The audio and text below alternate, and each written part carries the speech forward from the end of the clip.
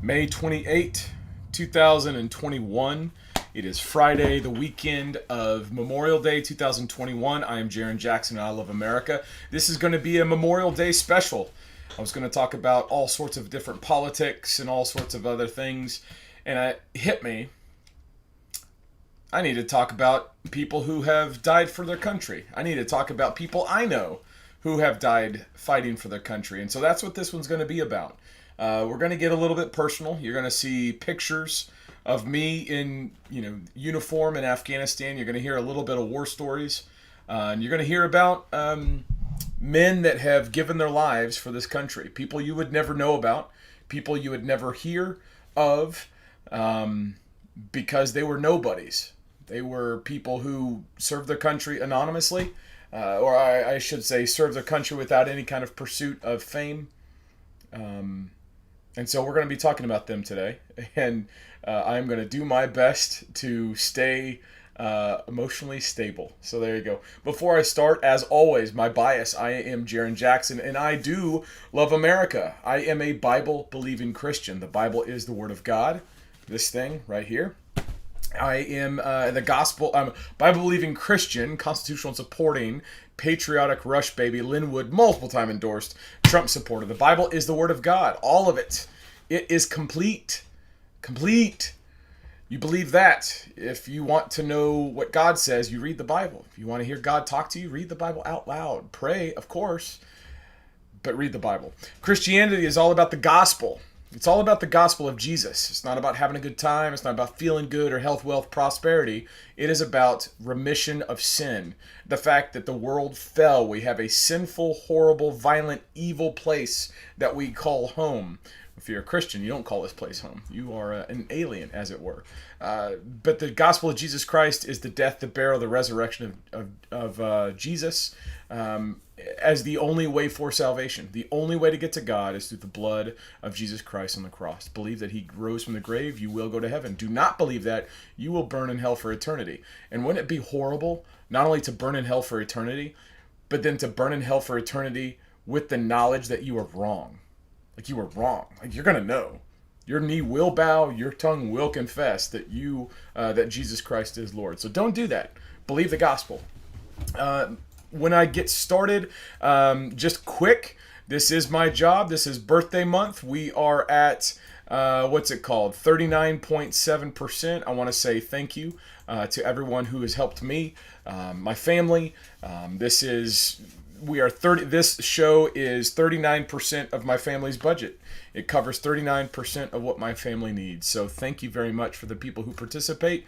There's links in the description if you want to help. No obligation. I'm never going to charge. I'm never, ever, ever going to charge for my live streams, my Bible studies. I want to help, and hopefully this live stream, this specific live stream, will kind of show more about who I am and where I come from. So with that, I wanna make sure that it's not all bum. It's not all bad. Afghanistan wasn't all bad. Combat wasn't all bad. So this is Memorial Day weekend. Memorial Day weekend is, and people get confused. Memorial Day weekend is the time when people, as a country, we take time to remember the men and women who have fallen, the men and women who have given their lives in combat, specifically people who have died in defense of this country, whether that's on a battlefield or in a submarine or in a jet crashing to the earth. Whatever manner that life was lost and transitioned into eternity, that transition was because of the United States. The majority of people in the United States, no offense to other countries, but this is going to be an America-centric broadcast. Most of the people in the United States will never serve in uniform, did not serve in uniform. I think right now it's fewer than half of 1% of Americans are actually in uniform. And there's a couple, there's millions of veterans, but very few people have actually ever worn the uniform in the military. This is no disrespect to firefighters and police officers and stuff like that. I'm talking about Department of Defense. I'm talking about U.S. military. So that's the purpose of the day. No disrespect to people who give their lives in the line of duty, die rushing into a burning building or getting shot on the street. Patrolling. This is not the day that I'm going to separate from those people. This is the day that we're going to focus on the men and women who have sworn an oath to the Constitution, who have died in its defense. And it's an interesting prospect. Having actually raised my hand and taken the oath, knowing that I was going to go to combat, wanting to go to combat actually, taking the oath because I knew that it would get me into combat, is a very interesting prospect for me, because every single thing that I did to try to get to the bad guys was deliberate. When 9/11 happened, that started my path into the military. Went to West Point, graduated 2008. I was commissioned as an infantry officer. I've done Ranger School, Airborne School, Air Assault School, basically any school that you would want to have as a combat leader. And I got to lead soldiers in my first deployment. I got to lead soldiers in my second deployment. I had 2 companies. I had 2 platoons. I've done everything that you could want to, from the tactical level through the company level. So I've checked a lot of blocks. But with that, I don't want to completely paint a dour picture.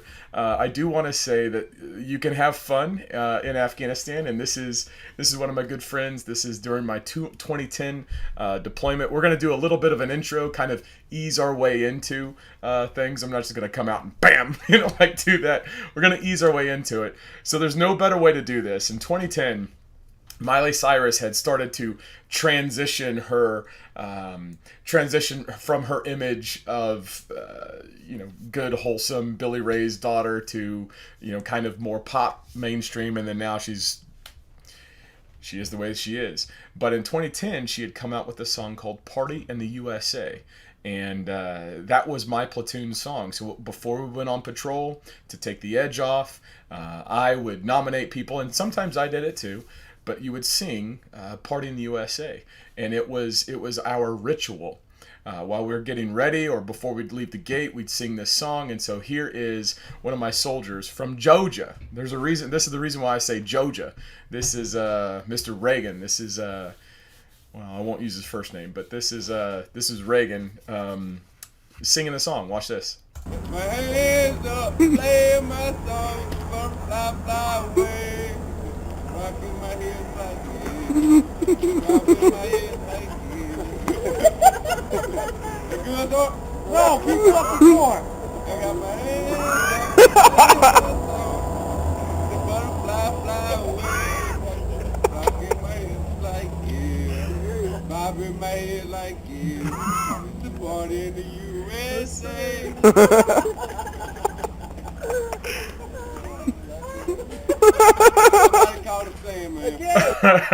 Someone call Sam, man. So you can see my camera work hasn't much improved. I think the laugh is probably the same. But just to prove it, this is me and Reagan. This is me and Reagan. That's right. This is Jarrin pre-quantum beard. That's Jarrin without a quantum beard. That's what I look like. Ish. Well, I was 24 in that picture, so that's Jarrin a long time ago, plus no quantum beard. But that's Reagan on the left. That's me on the right. He actually let me drive. That's the thing. It was like I'm in the driver's seat and he's in the TC seat. TC stands for truck commander. He was in the truck commander seat. And that's what you get to do whenever you're in charge. You get to reassign people and do what you want to. So I got to drive, the 18-ton up-armored truck. And when my commander went on R&R, went on vacation back to the States, I went on very few mounted patrols. That first deployment, we walked everywhere. And we went on very few mounted patrols. Mounted means you're driving in a truck, you're driving in a vehicle. And so we'd go on this mounted patrol, and we were never able to do test fires. outside the wire. You do test fires before you leave the perimeter, and you basically just like shoot into a HESCO barrier or something. And so I forget who it was, but they asked me, "Hey, sir, can we do a test fire?" And this is Jarrin. This is how much of a troublemaker I've been my entire life. So the rule was no. Like how we were told, you can't do this. But I thought, my boss is halfway around the world. Yes, do it. And so what we do is, I had 4 trucks at that point, and so we'd rotate the 50 cal and the Mark 19. A Mark 19 is a grenade launcher, automatic grenade launcher. Doom, doom, doom, doom, doom. Shoots a 40 millimeter grenade. It's really cool. I don't think civilians can get them, maybe, but they're cool. So anyway, we're shooting at this big mountain, and my gunner, who's a guy from Oklahoma, he shoots it. Where we go, gun 1, 50 cal.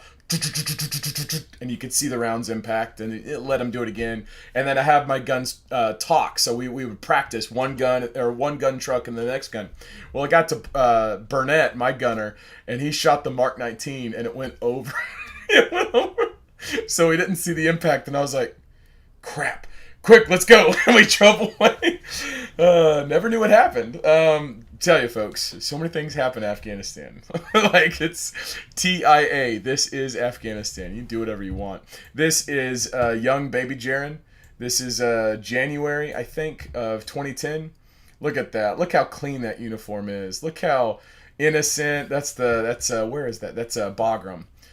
So I was like, wow, look at all those mountains. Bagram, by the way, is the place where Alexander the Great, that was the extent of his invasion, because he got tied up in Afghanistan. Who would have known that the lessons of Alexander the Great extend to modern day? You do not conquer Afghanistan. But anyway, Bagram was where he got married, and that is where the air base is, and that is baby Jarrin Jackson. That is January, late January, early February, 2010. Jarrin Jackson. Look at that. Such a baby. Hadn't even been blown up yet. Haven't been shot at. Look at that guy. Thinks he's so cool. Look at that slick sleeve. There's no combat patch on that. Oh boy. Such a moron. Very soon after that, I would be meeting all sorts of people. So this is just 2 dudes. They got some pretty good beards. I could probably give them some competition. They're not quantum beards, but that's Jarrin Jackson. Look at my kit. Look at all that stuff. I got ammo pouches, stupid bags. My platoon sergeant. God bless him. He was trying to help me out. But come on, LT.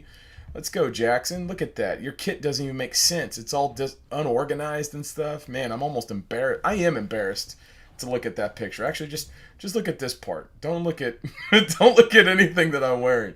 It's just embarrassing. Your kit is supposed to everything's supposed to serve a function, and it's supposed to be comfortable as much as possible. You're carrying plates, but everything's supposed to serve a function. And I was just like adding pouches. I was like, this makes sense, and this makes sense, and put all this. It's like, man, like the first couple times you get shot at, you're like, oh, I don't want that thing in my rib anymore. And so whenever you get back from the patrol, you're like, I'm moving this. And by the time you get done with your deployment, it's like your strack, everything's good to go. Very soon after that, like into my deployment, I had a principle where I would never ask anybody to do something that I wasn't willing to do. This picture is Jarrin standing in sewage. That is, you see that little hole? So that's Jarrin in 2010. He's a lot thinner and in much better shape. Look at that Ranger tab. Right, look at that Ranger tab. But see that hole to the left? That hole, we had intelligence that someone was putting, weapons down in that little hole. Let me make this. They're putting weapons down in that little hole. And that was sewage water. That's a bunch of urine. Down in the hole's a bunch of urine. So the river, or the stream is kind of flowing from the right side of the picture to the left side of the picture. So it's flowing into the hole, and we were told that people had put, weapons inside of that hole.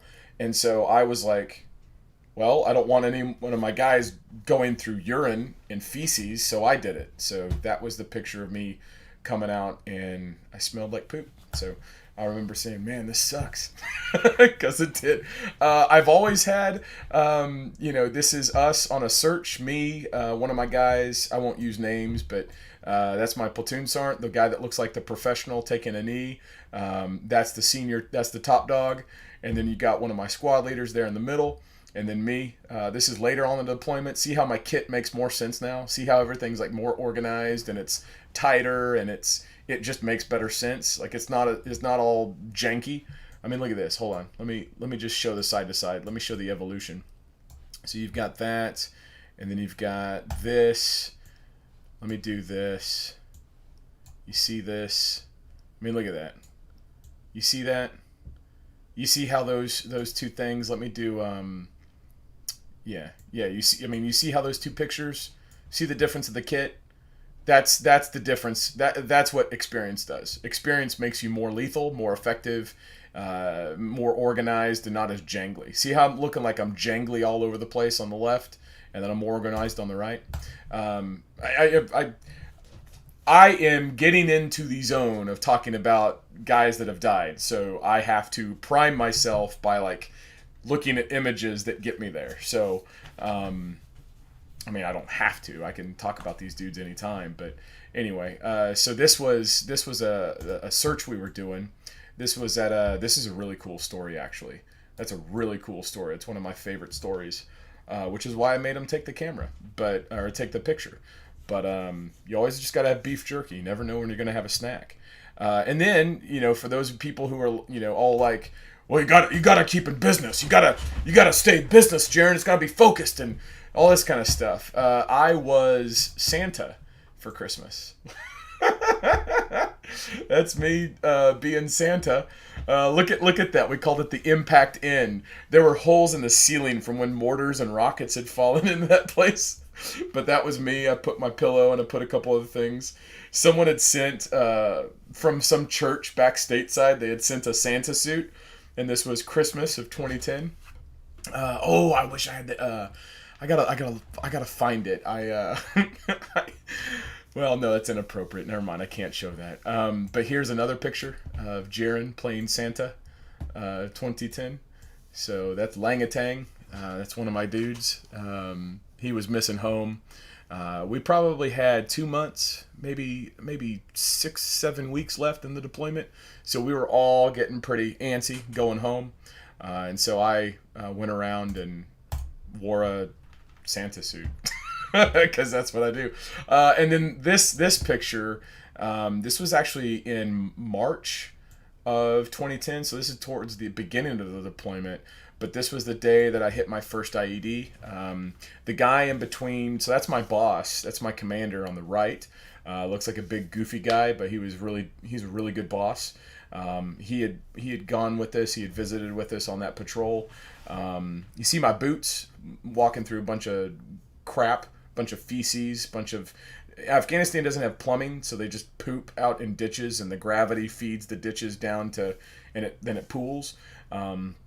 So we walked through a bunch of that so that we wouldn't get blown up. So it was more preferable to walk through crap than it was on trails. And see the Afghan's boots, the guy next to me, the Afghan National Army, his boots are clean because they would walk in a file on paths, but they also get blown up a lot more. So, I mean, it's like, do you want clean boots or do you want, intact legs? Do you want clean boots and the potential to lose your legs, or do you want dirty boots and intact bodies? But that dude in between us, in between my commander on the right, the guy with the glasses, and in between me, that dude, see how he's looking at me? That is possibly one of, that's one of the greatest stories. That is my greatest story. I wrote a book about this guy that culminates in a conversation between he and I. I actually have the, do I have the picture? Let me see this. Do I have this guy's picture? Sorry, folks. I'm now on the fly, but this is worth it. So that dude was a warlord, because he ain't alive no more. If you know what I'm saying. That dude was a warlord, and he was Okay, I can't cuss. See, that's the problem. Like I start looking at army pictures and army language starts coming back. So I start thinking in terms of army and start thinking in terms of all sorts of stuff. So I can't do that. But where is he? I know I have this picture. Um, all right, I don't see it. But there's a picture. I'll find it. I don't know where it is, but whenever I find it, the idea is that this guy was playing both sides. He was playing the insurgents off against us because we were right there on the border, and so he would basically tell the Americans that he was in trouble, and then we would give him our, weapons and money, and like, we just funnel him basically anything he wanted to because as soon as he said that he would be on our side, we were like, oh, we were all about it. And so I learned, I mean, that deployment grew me up. And so I learned a lot from, talking to people through an interpreter who had scheming minds to like deceive and stuff. But he would play us against the insurgents because his land straddled both Pakistan and Afghanistan. That's how close we were. And so basically he'd lie to them and he'd lie to us, and he wouldn't tell either side that he was talking to both sides. And so he would get money from the Americans and he would smuggle in the insurgents, and so the insurgents let him continue to stay in power, and it took me 10 months to figure that one out because they don't just tell you this stuff. Like, people aren't just going to say, hey, did you know that I'm smuggling guys in while I'm telling you that they're hurting me? It's like it takes a long time to figure that out. I actually had to get almost blown up by an IED in order to figure that one out. But that's a really good story. That is possibly Jarrin's crowning moment in Afghanistan. But that's my most that is the beginning. This was the first time I met that guy. This is March of 2010. Shortly after that, he put a hit out on us. Like, as we were leaving his house, some guy dropped a bomb, and that was the first dismounted IED I hit. So I'm probably 2 hours away from getting hit by my first bomb in that picture. It was a dismounted bomb, so it was like as we were walking, it was staged under a bush, and then whenever it detonated, me and a guy named Keen from the Houston area in Texas hit the bomb, and it knocked me over, and I mean, that was number one of four. So anyway, that dude was the responsible. That was the guy was the one reason was responsible. He was the guy that did it. Okay, so that is to kind of demonstrate the fact that things get a little bit more serious. So I've played this a few times. This is my truck. This is April 17, 2010. That is my truck there in the second one. You've got the first one moving to the left. That second one in the convoy is myself. I am in the what you would call passenger seat. I would call the TC seat, the truck commander, and the caboose. And that was a victim-operated IED, meaning that when we were coming back this direction towards our COP, which is where the camera's at, the camera's located at the COP. COP is combat outpost. And that initiated an ambush. So that was right in the kill zone, and you can see the shadow of the helicopter right there.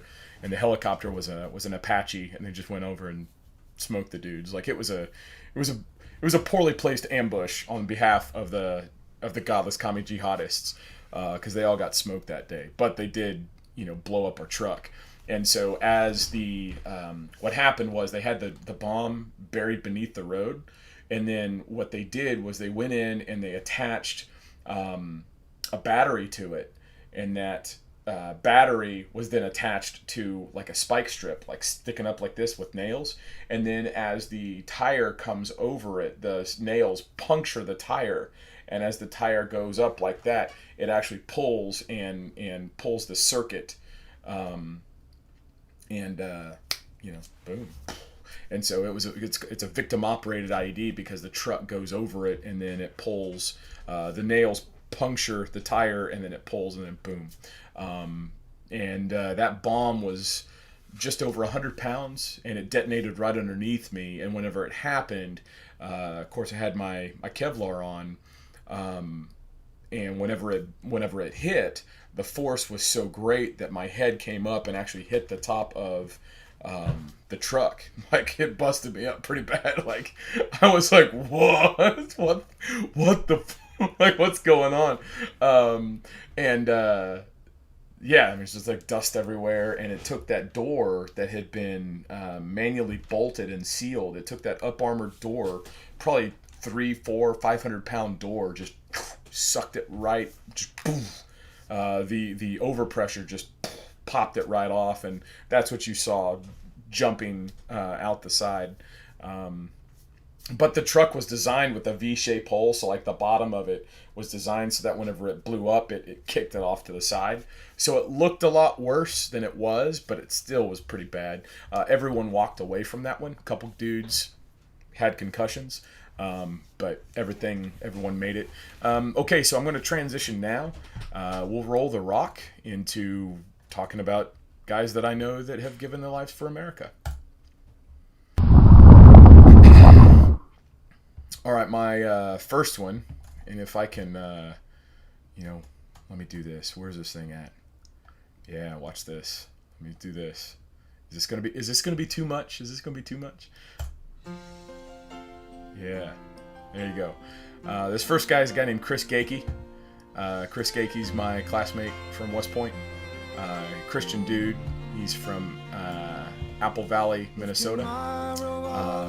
Really smart dude. Brilliant guy. Hardworking. Just physically a beast. Was always able to do just 1,000,000 push-ups. He's one of the highest ranking cadets in my class. Just brilliant. Absolutely brilliant. He died in Afghanistan whenever he had gone to the battalion headquarters, and he was delivering a couple HVIs, high value individuals, and the guys that were so important that he was delivering, that the insurgents planned a counterattack, and they detonated a bomb and bum rushed a squad of guys through the hole in the wall, and Chris was the closest guy there, and so Chris actually by himself engaged 9 to 10 individuals, killing the majority of them, but was mortally wounded in the process. So he was killed by small arms fire, warding off an ambush, or a perimeter breach. He was not supposed to be there, but he was, and he saved multiple people's lives because he was in the position to do the right thing. No cover was available. He was very quick, very. He did what he was supposed to. He was killed he was killed while I was in Afghanistan. So, but he was a good buddy, good friend, great Christian man. He is in heaven, automatically in heaven. The next guy, Sal Korma. He is a fellow military history major.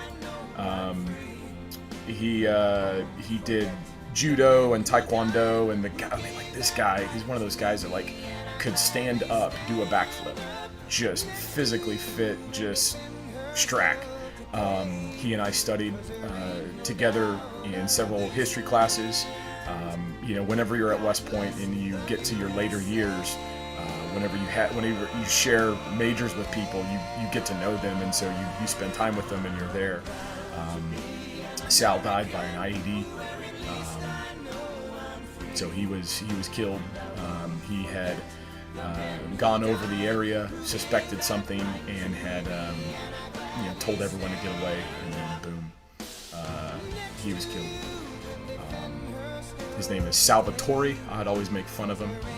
That's whenever I was doing my Italian impressions. Salvatore Korma. But Sal Korma, he was killed from an IED. And then my good buddy,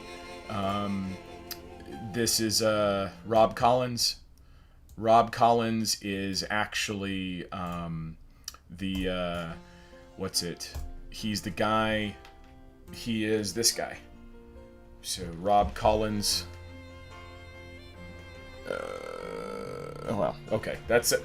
That says Rob Collins. Rob Collins is from Tyrone, Georgia, and his parents were both military. And he is the life of the party, man. I'm sorry I couldn't get a better picture, but he was one of the most charismatic, optimistic guys. He was always there to help people. Just an infectious laugh. Very, very, very personable. Loved everybody. Just a guy that would always be there to help, and he was killed in Iraq. And I remember, because he and I spent a lot of time together. We went through Benning at the same time, so we went through our infantry basic, we went through our basic officer course together, we went through Ranger School together. So I knew that guy really well. He was good friends with my good friends. Like, we hung out in the same circles. And he was killed by a daisy-chained IED. A daisy-chained IED is a bomb that's attached to another bomb that's attached to another bomb. And they had identified one bomb, and he doing what I was, whenever I went into the sewage ditch and I said I was going to go search for the weapon that was in there, he told his guys to get back. The same type of self-sacrifice. I'm telling you, folks, like, the men and women that I went to West Point with, all of us knew we were going to go to combat. All of us knew we were going to go to combat. And so the people who went to West Point with me knew they were going to go into harm's way. They went to West Point knowing they were going to go there, wanting to be leaders into harm's way. So all of these men I'm talking about, all these men I'm highlighting, this is that caliber. But Rob more so, in the sense that whenever he saw that there was an IED that was buried, he didn't know it was daisy-chained, clearly. But he told his guys to get out of the way while he investigated it. And someone saw a lone guy out there sniffing around the IEDs, and so they detonated on him. And so he was killed by an IED, a daisy-chained IED. And I remember hearing that while I was overseas. I was in Afghanistan, he was in Iraq whenever that happened, and it just gutted me. Whenever you hear about someone that you know die in combat, it's just, there's no good way to deal with that, because it's just abrupt. It's kind of like, I actually heard about it through what's called the SIPRnet. The SIPRnet is the Secret Internet Protocol Router, SIPR, the SIPRnet, and they'd send out a message. People in Iraq and Afghanistan, people would send out messages just to keep people abreast, because the military is a small community. And so whenever you'd have somebody whenever you'd have someone get killed, they'd kind of put it out. And so, they'd put out that that he'd die. And so I'm like preparing for a patrol and doing something, and I just hear that, one of my good buddies gets killed, and it's just like, what do you do? How do you continue to go? How do you then, walk out of the tactical operations center, where you're clickety clacking on the computer, and you walk outside and your guys are kitting up and they're right there ready to say, sing Part of the USA. You can't let that get to you, and so you say, okay, I'll cry about this tomorrow. And then when tomorrow comes, you say, okay, I'll deal with that tomorrow. I'll deal with it tomorrow. I'll deal with it tomorrow. And you just keep punting. You keep punting. Punting emotion, and you try to reframe things to where they don't, influence you in that way. So, okay, so now this one is this guy. So that was Rob. This is Andrew Hutchins, who I would call Hutch. And this picture is going to be small because it's, I couldn't find good resolution. But, Andrew Hutchins, he died on November 8th, 2010. I was the last one to talk to him, and I was the first one to find him. He had just shifted out guard towers. It was just after 3 o'clock, because we shifted guard rotations at 3 o'clock, and he took over for another one of my guys. And so I was talking to that guy whenever Hutch came on, and so we talked, did whatever. And I would frequently visit my guys in towers, because you get bored. you get bored just sitting in a tower for hours looking at the same thing. It's almost like you wish things would happen so you could shoot somebody. But he would, so I would go around and talk to people, and as I was going around talking to people, I just happened to be in that tower, and he happened to get on duty. He happened to come on guard, and so I started talking to him. And this is November. We came back in early February, so we're all, what's that? Early November. So November, December, January, and we got back February, but we got pushed back. So we all thought that we were going home in mid-January, but we got pushed back like 2 weeks. We got pushed back like 2 or 3 weeks, and so he took over guard duty, and we were talking, and he was pregnant, or he wasn't pregnant. His wife was pregnant. This is his wife.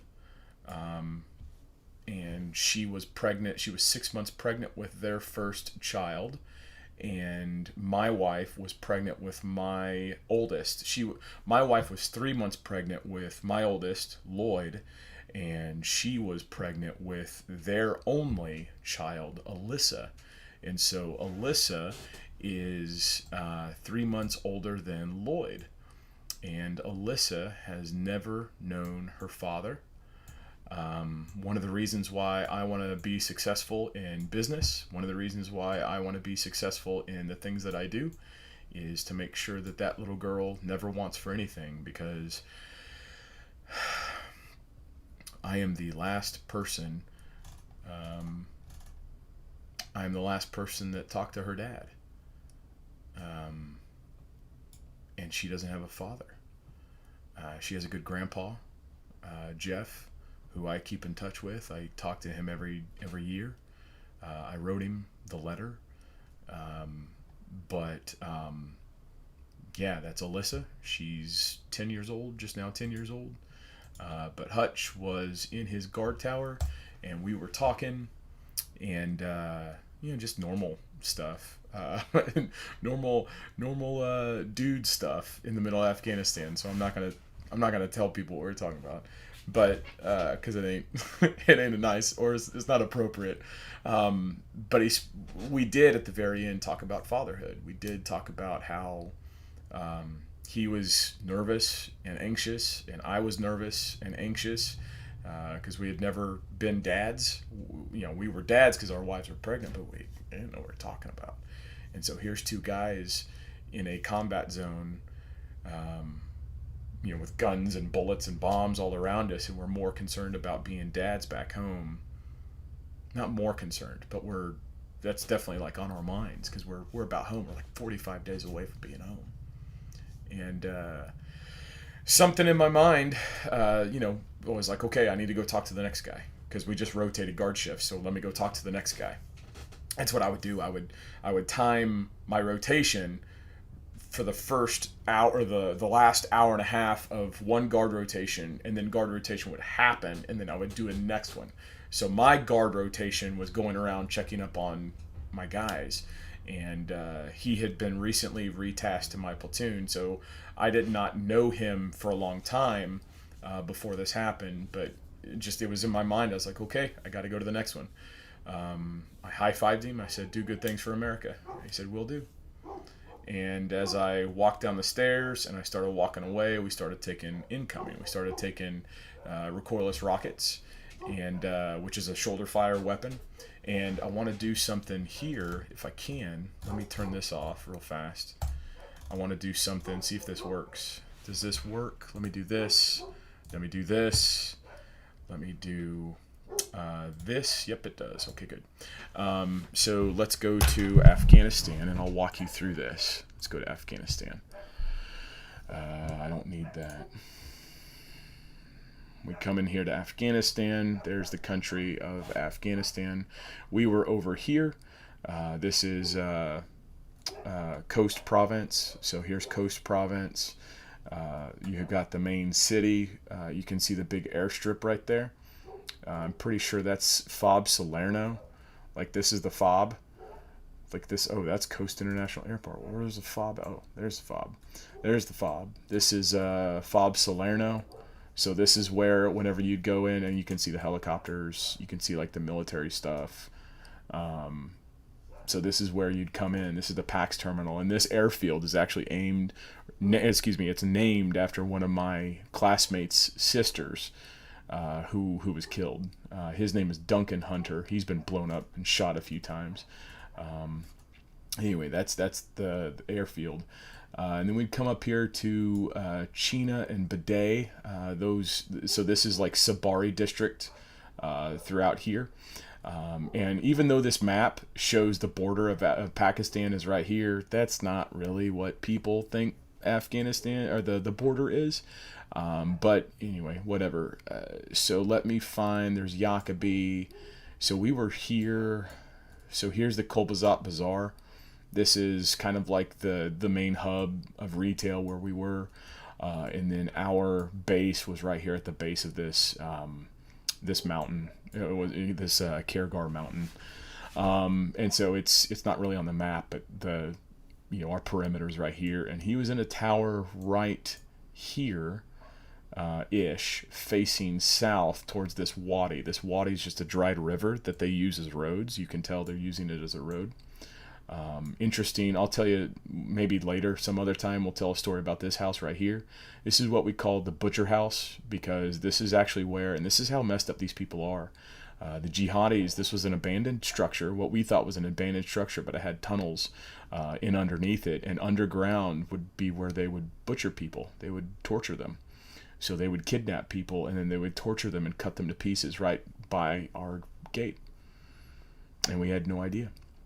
The only way we found out about it was when 9 Afghans who were in a Humvee would go out here to go get some mutton from the bazaar, and whenever they went by themselves, which we told them don't go by yourselves because you're going to get blown up, they went by themselves, they got blown up, all 9 of them were killed, and we went out to go pick up the bodies and try to put them back. Like, we'd pick up the pieces of the bodies, like an arm or a head or something, and we'd have to match them back to the bodies, and some of their body parts fell over that wall, and so we went into the wall to pick up body parts, and when we went into the wall, it was an abandoned home, and you'd think that we would have investigated this, but we just thought it was a person's home right by our perimeter. I was like, hey, this is some dude's home. I'm not going to go in there unless I have to do. We didn't know anything about it, hadn't heard about it. Anyway, that's a slaughterhouse right there. They butchered people alive. But his gate, his tower was right here facing this direction to the southwest.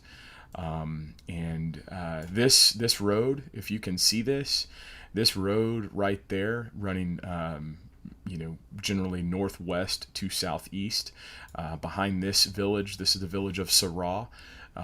This village, so anyway, this road, I know the tactical name we called it, but I don't think I can say what we called it. But anyway, this little path, this little road, it's got defilade fire, it's got defilade, so it's got protection from, it's basically got a high embankment, so it's like a 9-foot drop off from this side to this side. Like, if you go in there, we called it half pipe, because it looked like a half pipe. It was like if you were to do a skateboard or something like that, it looked like a half pipe. And so what these insurgents would do is they would come up from, you'd have one team come up from here, you'd have a local spotter from Sarah, basically, making sure that no one was out in the wadi, no Americans or whatnot, and then you'd have, people come up from this direction, they'd come up and they'd employ it, and they'd put their weapon against the side of the wadi wall, like inside the rock of the wall. And so as we would come up they would come up in teams. One team would come up and put the weapon down. One team would come up and fire it. Then they'd leave, and then one team would come get it and go. So they do it in teams. That way, if you captured some of them, you wouldn't get all of them. So they distributed their competence, which is pretty smart, because if you nab one of them, they can still function because there's multiple people involved in it.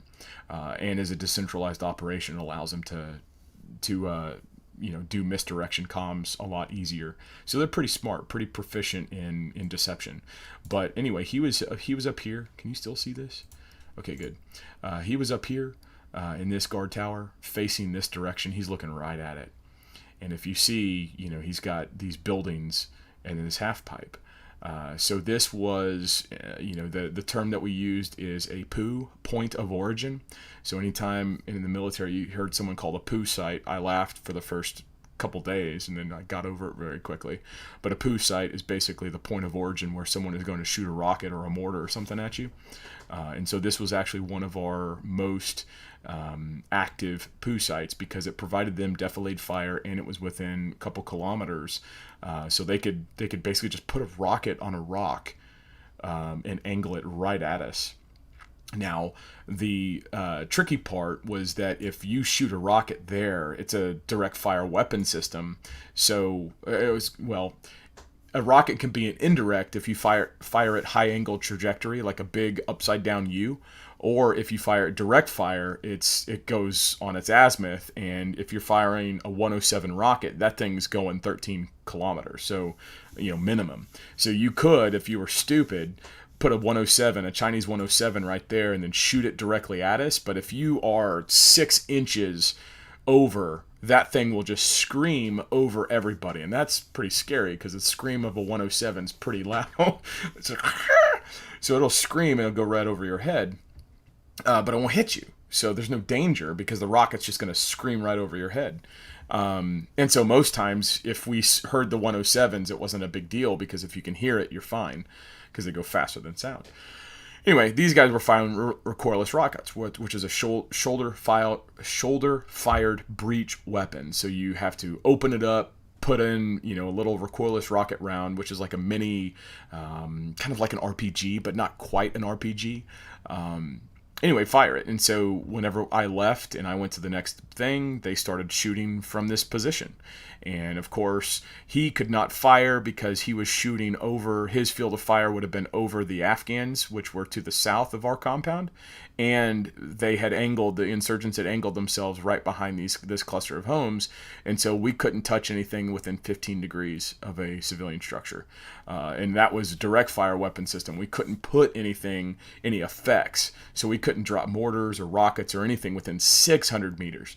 So the rules of engagement were really restrictive, and he was getting shot at by people who knew our rules of engagement. And so he was killed. And I remember running up to him afterwards, and it's just a bad situation. So he he didn't feel anything. He didn't know it was coming. I think the best part of this whole story, it's not good. It's not good to lose a guy, obviously, but the best part about the story is a few weeks later, we actually, let me go back to this. Let me go back to this. Let me go back to this. A few weeks later, remember, okay, so this is where our cop's at up here. This is where Sabari's at. And then this is where the road was. A few weeks later, someone who I had been talking to in Sarah called us and told us that someone had just come up and dropped off the recoilless. Now remember, they do this thing in teams, and so the drop-off team had just dropped it off. Well, they had not yet come there, but the next team, the firing team, had not yet got there. And so he called us. He's like, "Hey, they just dropped off the thing." Well, we were fortunate because we had just had some AWT on station. We had just had some Apaches. No, they weren't AWT. They were SWT. They were a scout weapons team. AWT is attack weapons teams. SWT is scout weapons team. Scout weapons team is a Kiowa, which really are kind of pansy helicopters. They're reconnaissance helicopters. They're not like battle-hardened helicopters that can go kill people and do stuff. They do have a weapon, but they use grease pins on the freaking windshields to aim, so they're not too effective. But they can buzzsaw around. They can fly around an objective. And in this case, we told them, hey, go over there. Because we knew where they were. We're not stupid. We know where we get shot at from. We just can't get there. And so what these dudes would do, the insurgents would wait. We'd be holed up there, and we'd go out there, and they'd shoot at us, and we'd come out, and by the time we get there, they're long gone. So this one time, they called us, and they told us that, hey, they just dropped it off. I said, cool. So we went out there. with these helicopters flying around like that. And basically, if anyone came in, the helicopter would get really low and just like buzzsaw them with their blades. I mean, it was like you get these. I might make fun of everyone who's not infantry, but I'm telling you, we had really good pilots. We had really good people, and when you're downrange, you're all on the same team.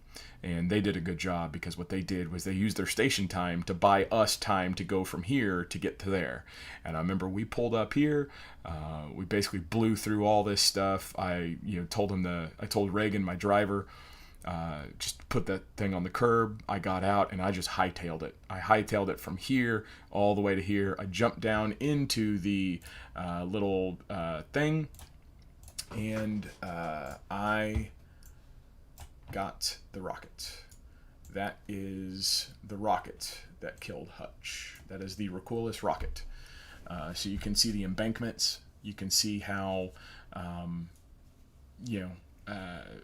the way that I'm looking down that road is more half pipe-ish, but you can see the embankments, and you can see the little crevices inside the rock walls where they would hide that thing. And so they'd grease up that recoilless rocket to the right.